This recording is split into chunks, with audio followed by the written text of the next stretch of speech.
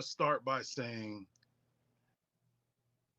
there are a lot of women that have the cheat code. They know even if you're raising a child by yourself, you make sure there's some sort of masculinity around them. I myself was raised by a single mom. Before she had a husband, I had my uncles. I had big cousins that came around. I had men that I respected that I could speak to ensure that I wasn't just inundated with feminine energy. Now, there's nothing wrong with feminine energy.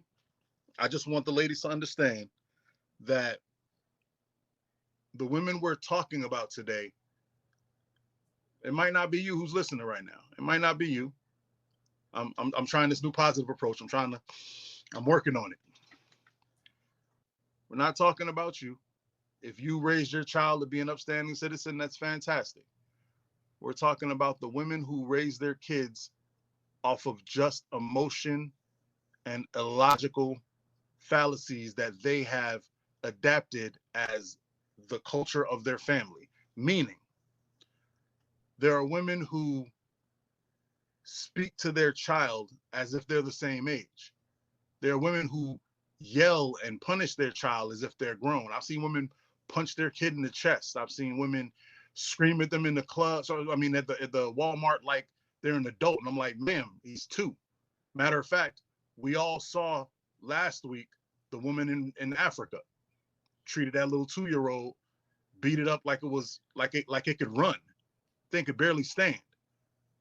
Okay, so I'm talking about these broken people that continue these broken traditions. These people who raised, and let's be clear, the same men that they complain about are who they bring up in the next generation. Any woman that gets up and everything they say is about F boys, F boys, F boys, F boys, they usually come from women like that.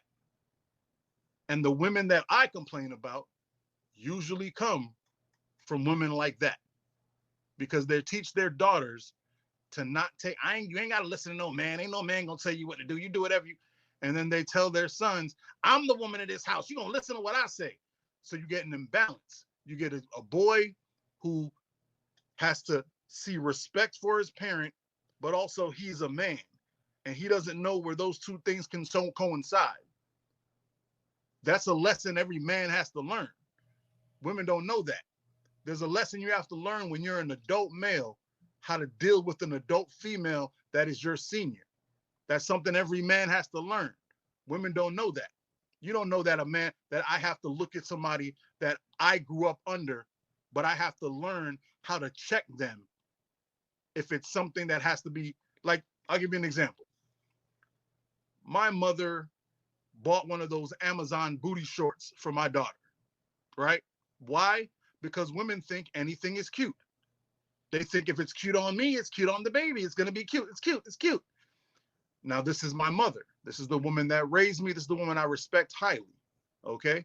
But as a man who has another life that's under me that I have to protect, I have to learn how to engage in a conversation where she understands that it doesn't matter that I'm under her. I'm over this kid. So I'm in charge. There's a way you speak. If you don't learn that masculine way of being, you know what it turns into? I told you I don't want that way. Who you yelling at? That's what it turns into. It turns into F-boy behavior. If there's no man to teach a man, you'll never become a man. There's a reason people say that. And these women have their children growing up under them as little girls. And then when they get in the world and they have masculine bodies physically, but mentally they're little girls. That's why you see dudes getting shot over stepping on a Puma. Dudes getting shot over smudging the Jordan. Dudes getting shot because homeboy looked at me funny. That's where that comes from. That's where it comes from. Shorty, 19 years old, got pregnant by a 12-year-old. That's where that comes from. Oh, but he showed me love because she wanted someone she could control, so she got someone younger. That is the crux of the problem with what Kevin likes to say is the black community. So that's why I tell all the black women that I respect, please be contagious. Number one, stop listening to the stupidity that these modern women say when they complain about men. I tell all the people I know, if you listen to a woman's story and ask questions, you'll break it apart just that quick. He wasn't, he did this and he did. Matter of fact, even better. And I'm gonna say this and I'm gonna shut up. I was talking to a woman the other day, and she was telling me why she divorced her husband. Because a lot of people, like, they see me on the show and they want to debate me.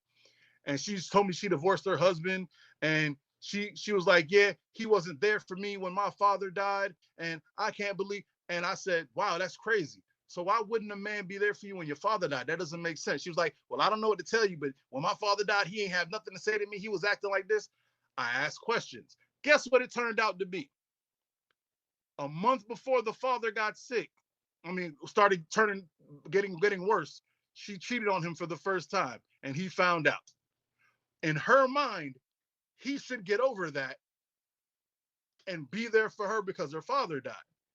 She told me, this is the worst thing that's happening to me. He should be there for me. And I told her, that's the worst thing that ever happened to him. And you're not there for him. But in her mind, she's the victim. So she had to leave him because he's being narcissistic and controlling by not being.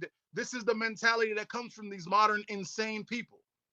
And I guarantee you, like I said before, they were raised by a mom who was just like what this woman was talking about. Wake up. Be contagious, good women. Hold your friends accountable. And trust me and Trevor the same way. Trevor said it earlier. If you don't take care of your kids or you mess with kids, you can't be around us. And if we find you somewhere and no one there, censor, censor, censor, censor. And I'm Jamaican, so we handle stuff different in the island. You just won't be, like I said, open up. Matter of fact, stop that. I need everybody to stop being selfish for one moment.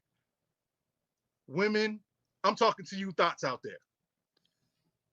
That extra penis is not bringing you. Matter of fact, I've asked this question of every thought I've ever spoken to, and they've all answered the same way. The last 10 guys you slept with that you just had to sleep with because you were a free girl and you in your hot girl summer, what did any of them do for you? What did any of them do for you as a human being? Don't get me wrong. It might have been good. You might have caught a nut. Cool. That nut been over. What has any of that done for you? Other than make you unattractive to men who would actually want a future with you. Now, I'm not telling you can't have sex. I'm never going to tell somebody that. I'm a freak.